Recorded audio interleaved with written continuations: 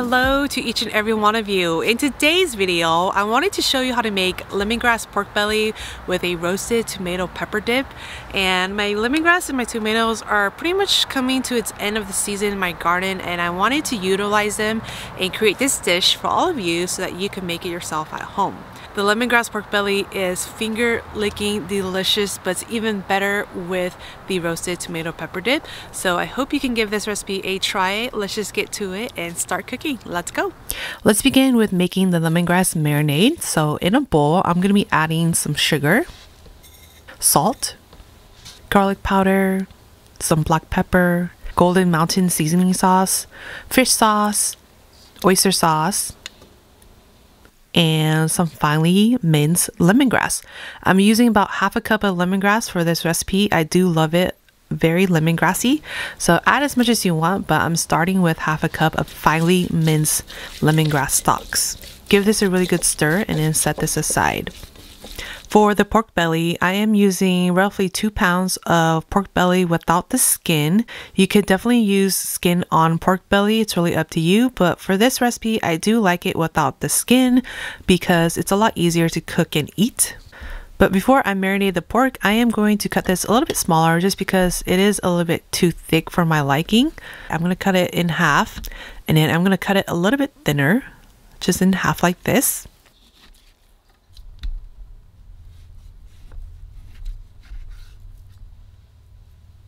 We're going to place this straight into the marinade and give this a really good mix until the marinade is coated all around the pork belly.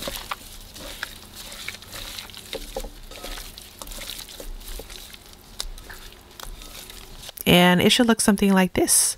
A pretty good generous amount of lemongrass all over the pork belly. We're going to cover this and allow this to marinate overnight. So after it's marinated, I do like to cook this in the oven. So I have a baking sheet lined with foil and a baking rack on top to help drain out all the excess fat. We're going to place the pork belly right on top. And you could definitely cook this however you like. You could pan fry it, you can barbecue it over a charcoal grill, you can also deep fry it, and you can also use the air fryer to cook the pork. So it's really your preference. But I do like to cook this in the oven. I'm going to place this into my oven and I'm going to cook this under broil at 475 degrees Fahrenheit for about 20 minutes. Do check it once in a while because every oven is different. After 20 minutes, it browns up like this. Now I'm going to go ahead and flip the pork belly to the other side and allow the heat to cook this side as well. And for this, I'm going to cook it for about 25 minutes. Usually 20 to 25 minutes is good. I do like mine a little bit crispy and darker, so I'm going to do it a little bit longer. But cooking the pork is definitely your preference, so really up to you. In the meantime, I am going to be making the roasted tomato pepper dip. So for this, I do like to use my air fryer to roast the tomatoes and aromatics. So I have here some cherry tomatoes from my backyard. I'm using a variety of different types of cherry tomatoes to give it more flavor and more color. I'm going to place this straight into my air fryer basket, along with 4 cloves of garlic and chili peppers. These are homegrown from my garden. You can add as little or as much chili peppers as you like. It's really up to you.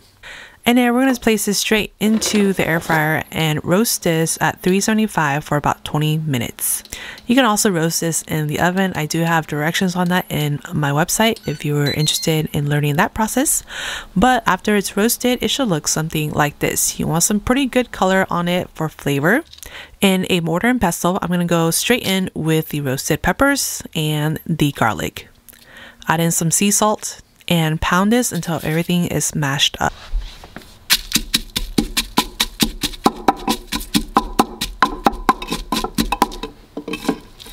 Add in the roasted tomatoes, and while it's still hot, go ahead and add in all the herbs so that the heat from the tomatoes will wilt the herbs a little bit. Give this a really light pound and stir.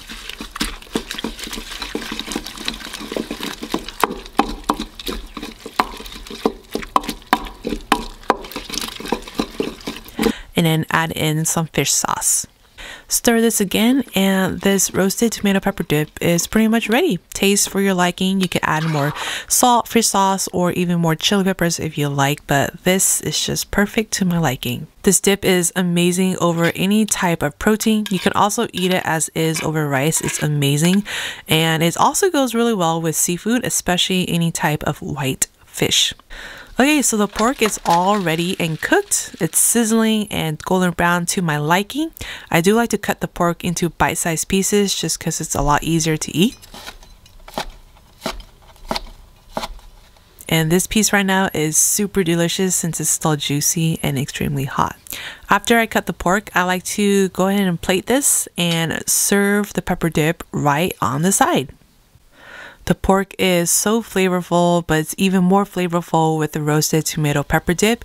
Eat this with a side of rice or sticky rice and enjoy it while it's still hot. Other than that, give this recipe a try. Until then, I will see you in my next video.